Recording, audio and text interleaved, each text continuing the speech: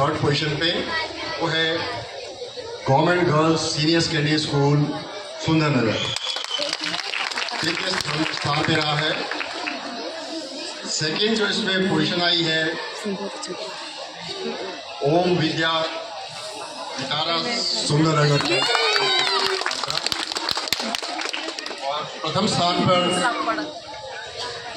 जो छात्रा रही है वो स्थानीय स्कूल की राजकीय वरिष्ठ माध्यमिक पाठशाला सलापड़ की छात्रा प्रथम स्थान पर रही है। तो आप सबको बहुत बहुत बधाई। शिष्य कुंभ है घड़ी घड़ी काढ़े को,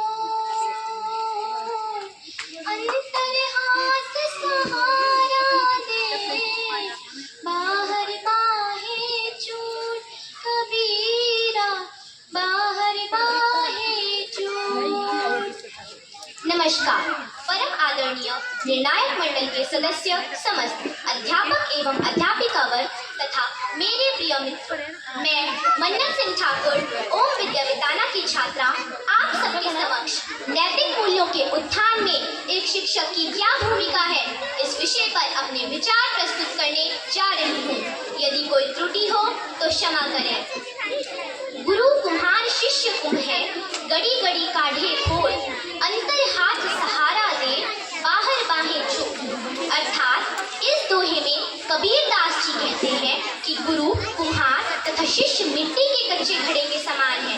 घड़े को उचित आकार देने हेतु जिस प्रकार कुम्हार अंदर से सहारा देकर बाहर से थाप मारता है, ठीक उसी प्रकार गुरु कठोरता रूपी मुखौटा लगा एक शिष्य को सत्य, निष्ठा, अनुशासन जैसे नैतिक मूल्य सिखाकर एक विकार रहित मनुष्य तथा शिष्य बनाता है।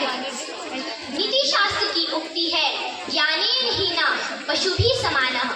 कहते हैं ज्ञान से हीन मनुष्य पशुओं के तुल्य होता है। शिक्षा हमें बाकी के जीव जंतुओं से भिन्न बनाती है। यदि हम शिक्षा के विषय में बात करें तो शिक्षक स्वतः ही वाक्य का हिस्सा बन जाता है। अब शिक्षा क्यों महत्वपूर्ण है और शिक्षा क्यों महत्वपूर्ण है, इस विषय को ज्यादा ना पुरेजते हुए हम अपने विषय पर ध्यान देते हैं, जो पूछता है कि नैतिक मूल्यों के उत्थान में एक शिक्षक की क्या भूमिका है। बेंजामिन फ्रैंकलिन, जो कि एक महान विद्वान थे, उनका कहना था कि जो कुछ भी हमने कक्षा या पाठशाला में पढ़ा वह सब कुछ भूल जाने के बाद जो कुछ भी हमें याद रहता है वही शिक्षा होती है, तथा इस शिक्षा का हिस्सा होते हैं हमारे नैतिक मूल्य, जो एक व्यक्ति के व्यक्तित्व की नींव रखते हैं, जिस पर खड़ा होता है हमारा अस्तित्व। नैतिक मूल्यों की कोई अलग पाठशाला या स्कूल नहीं होता, यह हमें अपने शिक्षकों से शिक्षा के साथ उपहार स्वरूप मिली होती हैं। अब इन्हें जीवन भर हम बोझ की तरह ढोएं या मस्तक पर मुकुट की तरह धारण कर रखें, इस पर ही संपूर्ण जीवन की इमारत आधारित है। एक शिक्षक उसके प्रत्येक शिष्य को समान मूल्यों से अनुग्रहित करता है। वैदिक शिक्षा प्रणाली का मानना है कि समस्त ज्ञान मनुष्य के अंदर ही स्थित होता है, ऐसा कुछ भी नहीं जो बाहर से प्राप्त किया जाए।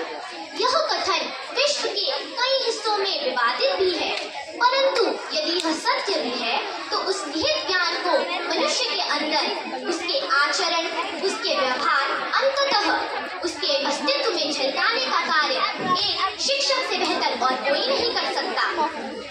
यदि आज से कुछ वर्ष बाद हम कक्षा में पढ़ी गई किताबें, विज्ञान की भूल भुलैया और गणित के सवालों को भूल भी जाएं, तो यह नैतिक मूल्य हमें सजग तथा धैर्यवान बनाएंगे।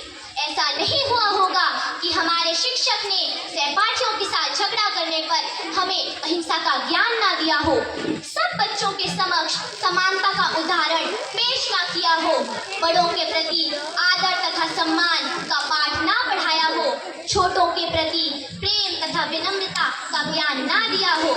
यह छोटे छोटे नैतिक मूल्य जो हमें अपने शिक्षकों से बातों ही बातों में, खेल ही खेल में और कहानियों ही कहानियों में सीखने को मिले हैं, यदि आज हम उन सब का पालन कर रहे हैं या नहीं, यह प्रश्न स्वयं से प्रतिदिन पूछने योग्य है। यदि हाँ, तो हमारे प्रत्येक शिक्षक का जीवन और उसकी दी गई शिक्षा साकार